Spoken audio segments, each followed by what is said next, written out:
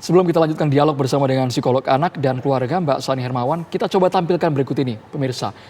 Selama periode Agustus hingga Desember 2020, sedikitnya ada 6 kasus pembunuhan yang dilakukan oleh seorang ibu terhadap anaknya. Artinya, kasus di Kepulauan Nias bukan yang pertama. Sudah banyak kasus ya, Tisa ya? Ya, kita lihat Andro, di tanggal 9 Desember 2020 ada kasus pembunuhan yang dilakukan oleh seorang ibu berusia 30 tahun membunuh 3 anaknya. Ini yang kasus terbaru. Kemudian kasus yang tanggal 25 November 2020, seorang ibu juga usianya masih cukup muda, usia rentang 27 tahun, membunuh 2 orang anaknya juga.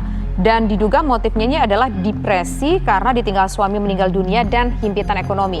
Tanggal 13 November juga ada kasus pelaku membunuh anak kandungnya. Kemudian di tanggal 16 November juga ada pemirsa. Tanggal 18 Oktober juga ada pelaku yang membunuh bayinya yang berusia 3 bulan. Masalahnya sama, kebanyakan adalah depresi, himpitan ekonomi. Lalu di 26 Agustus 2020, seorang pelaku berusia 20 tahunan juga membunuh seorang anak yang berusia 8 tahun. Dan ini diduga motifnya adalah karena korban sulit belajar online.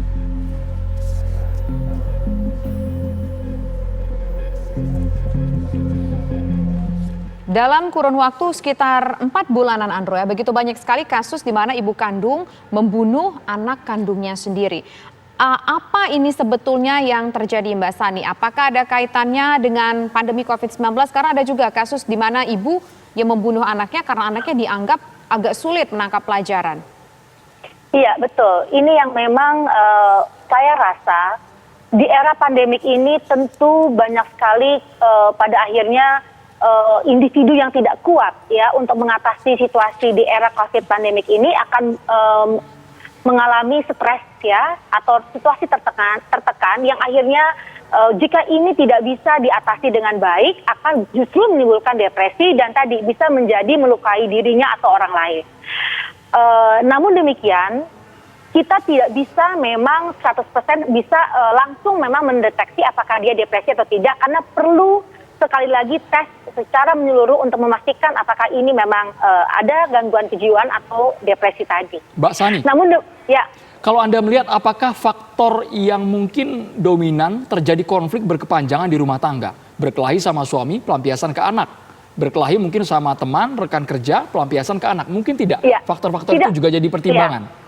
Betul, tidak menutup kemungkinan hal-hal yang sifatnya memang sudah dalam suasana ya yang sudah tidak menyenangkan, menguntungkan seperti tadi ada kekerasan dalam rumah tangga, ketidakharmonisan, kadang-kadang juga disulut misalnya rasa cemburu atau masalah dengan rekan kerja, itu membuat situasi kejiwaan itu menjadi lebih lagi tertekan atau menjadi munculnya gangguan tadi. Jadi kalau saya lihat memang banyak sekali memang motif yang mungkin saja muncul, terutama di era pandemik ini, kalau kita lihat banyak sekali orang stres, tidak hanya orang tua, tapi anak ya, kalau kita lihat juga banyak kasus anak yang juga menjadi korban ya, karena memang stres, karena belajar online, itu banyak sekali. Jadi kalau kita lihat, sekarang bagaimana kita mengatasi situasi pandemik ya, dengan keterbatasan ekonomi ya, interaksi dengan orang lain yang jangan sampai ini malah menyebabkan bermunculan banyak korban gitu ke depannya.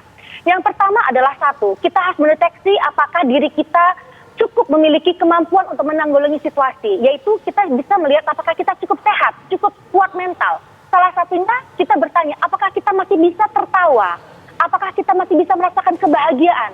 Itu salah satu merupakan indikator bahwa kita memiliki jiwa yang sehat. Namun kalau kita tidak bisa lagi tertawa, kita dirundung kemurungan, kita tidak mau berbicara, enggan bertemu dengan orang, bisa saja itu salah satu bentuk gejala stres atau depresi yang diderita seseorang.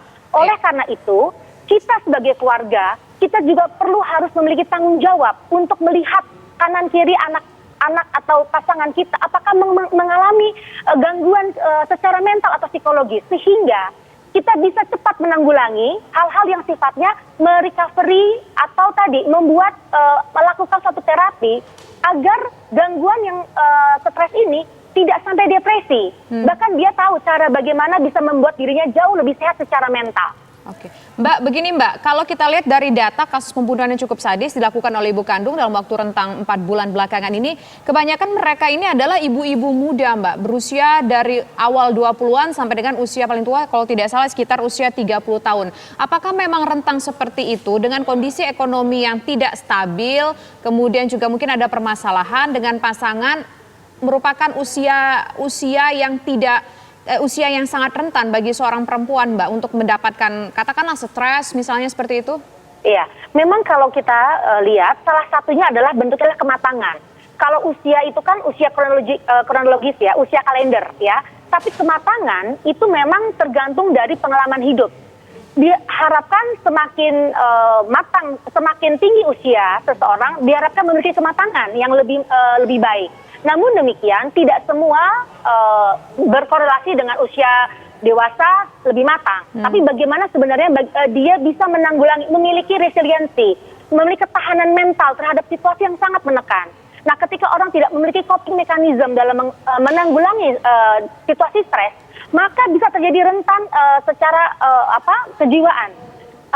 Dan mungkin saja itu dialami oleh ibu muda yang belum siap ya, atau memiliki mungkin mimpi-mimpi ya yang tinggi, yang besar, tapi kenyataannya ini harus dia berhadapan dengan situasi COVID, dia harus menekan itu semua, bahkan harus banting tulang untuk membantu pasangan untuk membangun keluarga begitu. Mbak Sani, ini kan prosesnya sangat cepat, Mbak. Mungkin selama ini ia dinilai harmonis di keluarganya, tapi dalam hitungan detik bisa melakukan pembunuhan yang sangat keji. Apakah memang memiliki track record atau latar belakang keluarga yang keras, yang melakukan secara verbal maupun non-verbal sehingga dia bisa mengulang kembali trauma di masa lalu? Atau bagaimana pengamatan Mbak Sani? Bisa sekali. Oleh karena itu pemeriksaan psikologis biasanya menarik kepada riwayat sebelumnya. Apakah memang mereka adalah korban kekerasan? Apakah ada parenting yang keliru? Apakah memang ada keturunan secara biologis yang mengindikasikan bahwa keluarga ini memiliki gen atau turun-menurun rentan terhadap status stres atau memang depresi. Jadi bisa kita lihat dari ketika kita melakukan aloanamnesa atau autoanamnesa. Jadi kalau kita lihat riwayat keluarga yang memiliki keturunan depresi atau skizofrenia itu memiliki kemungkinan jauh lebih besar untuk tercetus ke dalam dirinya itu suatu bentuk gangguan kejiwaan atau stres dan depresi. Mbak, lantas kalau kita lihat misalnya dengan kasus ini, kebanyakan memang kasusnya adalah ibu kandung, perempuan begitu. Dimana ketika ada sebuah permasalahan, perempuan yang terkadang disalahkan. Tapi kan bagaimana caranya supaya perempuan yang pada saat itu disalahkan tidak menjadi semakin lebih stres lagi, Mbak, dalam kondisi apapun? Iya, saat ini memang sangat tidak fair kalau seorang istri atau ibu yang disalahkan. Tapi membangun keluarga harus ada pasangan. Dua pasangan suami istri ini harus eksis dalam mengatasi keluarga, termasuk dalam mengatasi anak. Bagaimana mendampingi anak belajar, bagaimana mendampingi ketika anak kesulitan. Jadi tidak ada lagi kambing hitam seperti istri disalahkan atau ibu disalahkan. Namun demikian saat ini memang terkadang porsi seorang istri di era pandemi COVID ini jadi besar sekali karena dia mengurusi banyak sekali domestic things ya. Dari anak, dari kegiatan rumah tangga, dari masak, hingga terkadang istri tidak menutup kemungkinan harus bekerja. Dan ini semua dibebankan kepada istri. Sehingga bisa saja muncul stres yang sangat akut, ya, yang dia tidak bisa lagi berkomunikasi dan akhirnya dipendam. Ini yang membuat tekanan yang jauh lebih besar lagi ketika dia tidak bisa mencurahkan rasa hatinya. Karena takut mungkin suaminya galak, takut dia disalahkan, takut suaminya melemparkan saja tanpa mau membantu. Nah, kemungkinan sekali dengan keterampilan asertif yang tidak dilatih mencurahkan isi hati, ini membuat stres seseorang jauh lebih tinggi lagi. Oleh karena itu saya sarankan kepada kita semua harus bisa curhat, mengemukakan apa perasaan kita, sehingga itu akan jauh lebih lega dan pasangan yang mendengarkan perlu mengakomodir perasaan itu dan mencari solusinya. Tidak dengan menyalahkan, tidak dengan menghina atau mengabaikan, bahkan terkadang melakukan kekerasan secara fisik maupun verbal. Terima kasih penjelasannya psikolog anak dan juga keluarga Mbak Sani B. Hermawan.